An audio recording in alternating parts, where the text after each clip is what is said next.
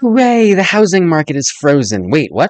Okay, so Gary Schilling, who is a top economist, is saying that he thinks that the housing market is frozen for the next 3 to 4 years. Well, what does that mean? So picture this. It's late 2023 and home sales have hit their lowest point since the big financial crisis back in 2008. Why? Because of super high home prices and mortgage rates soaring up to 8%. Yikes, right? So Gary Schilling, who is an economist who saw the 2008 housing crash coming, shared some insights on a podcast recently. Now, he pointed out that the housing market is in a bit of a pickle. New folks can't afford to jump into buying homes, and those who already own homes at low 3% mortgage rates don't want to sell. Why? Because then they'd have to get a new mortgage at double what they currently pay. So it's a strange situation where high mortgage rates and a lack of houses for sale coexist.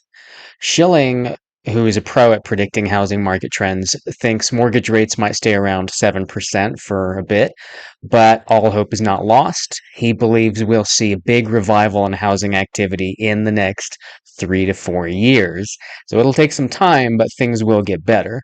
Now, let's talk about supply and demand. With not enough homes on the market, prices are going up. Experts like Mark Norman from NYU and others believe that we need lower interest rates. We need cheaper construction and changes in zoning to boost housing supply.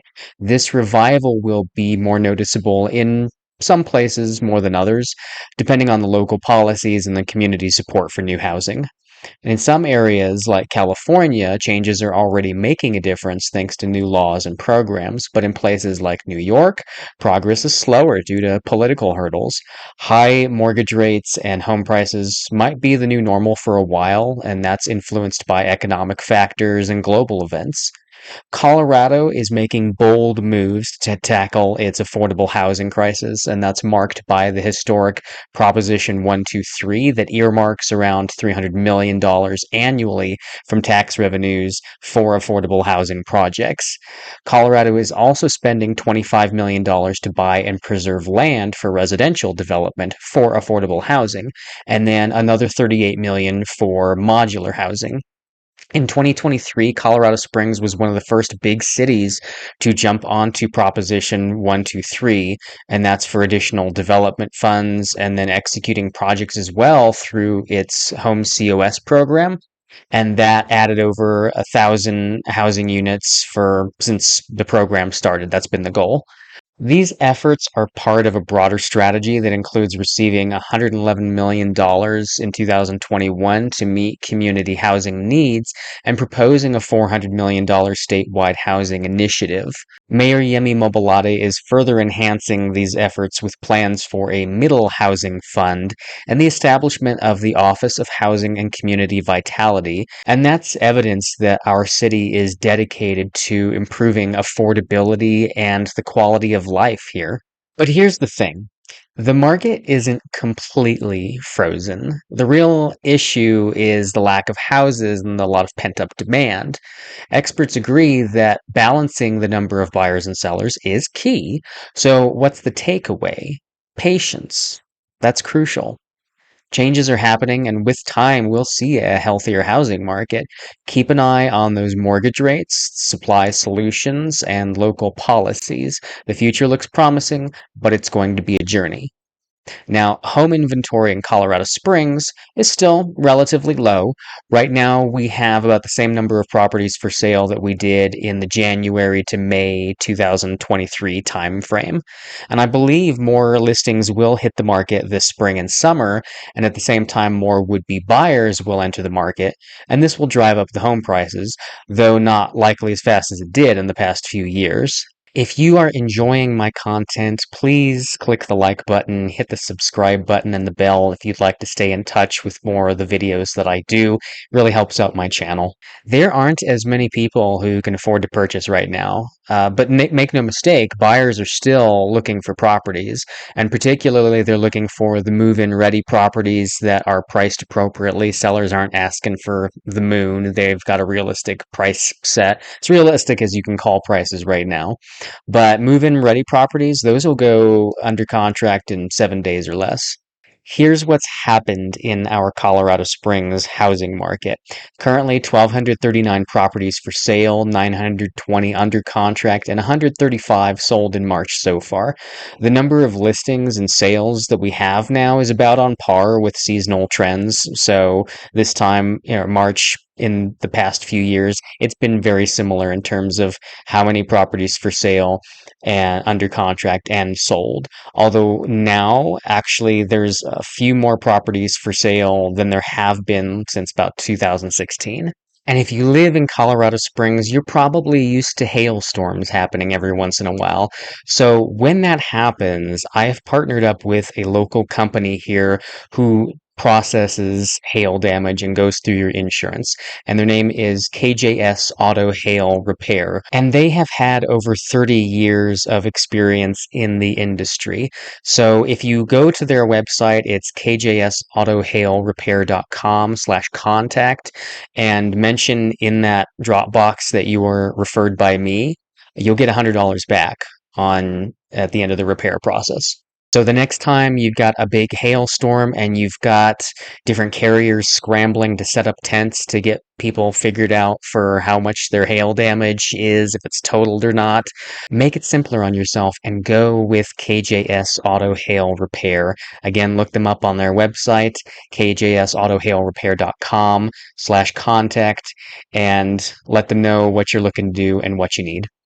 Homes are going under contract in about 40 to 60 days. If they're, like I said, move-in ready and priced fairly, then they'll go under contract in less than 7 typically. Otherwise, there's no big increase or decrease in listings for sale. Like I said, it has been very flat, almost frozen, if you will, this housing market in terms of what's for sale and what gets sold. But in terms of home prices, the current average home price in Colorado Springs is a little over 474,000 and the median is over $435,000. I'm going to pull up a chart for you here so you can see what I'm talking about with home prices in Colorado Springs. They've been doing nothing since the beginning of 2022, effectively. I mean, you've got a seasonal bump up during the summer in prices for summer of 2022 and 2023. But then it came back down to what prices were back in the wintertime. And if you look further back, we'll pull it back to 2015, you'll see home prices very clearly had were increasing in the average and the median aspects. And it wasn't until, again, we got to the beginning of 2022, January, that we did not any longer see an increase in prices. So they've been flat or stable or frozen. All this to say that if you believe Gary Schiller could be right, then yeah, we might be in for home prices not really increasing or decreasing. And should we apply that to interest rates? Because the Fed has said that they are not looking to cut rates at any point in the recent or the near future because they're not seeing their 2% inflation target market percentage being hit. So we might see in June, there's some people who are predicting that we're still going to have rate cuts this year. It's just we're going to have to wait until June to see how the numbers are looking as far as how is the economy doing, how is job loss or job employment doing. But for now, rates are where they're at, and they're not likely going to have any big up or down swings right now. So we're looking at, last I looked at, between like 6.8 and 7%, give or take, depending on the lender. But that looks to be where rates are at right now. And if interest rates do come down in the future, guess what that does? That's going to happen in the future. What, June? Maybe is when it happens. What is also happening in June? The summer housing market. That's when a lot more people are going to be looking to purchase homes. And if the interest rates are even a little bit less, that makes it a little bit easier for them to purchase that property. What do you think that's going to do to the home prices? That's going to push them up, right? Except that when we looked at the charts and we looked at the average and median home prices for the past couple of years, not much has changed. I mean, yeah, the home prices went up It's seasonally for the summer, but then they came back down for the winter. So yeah, if you're holding on to property, sitting on property, the summertime is probably going to be when you can sell it for the most amount of money because come wintertime, fall time again, it's likely going to come back down to where it was. And if you believe the frozen theory of the future of the housing market, that could be 3 to 4 years of that. So factor that into your future decisions when you're deciding when the best time to sell your property is. I'm Kevin James Bond with Remax Real Estate Group. I've been a real estate agent for 7 years, and I work with both buyers and sellers in the Colorado Springs area. If that's you and you're looking for help, please reach out to me, and I'd be more than happy to help you.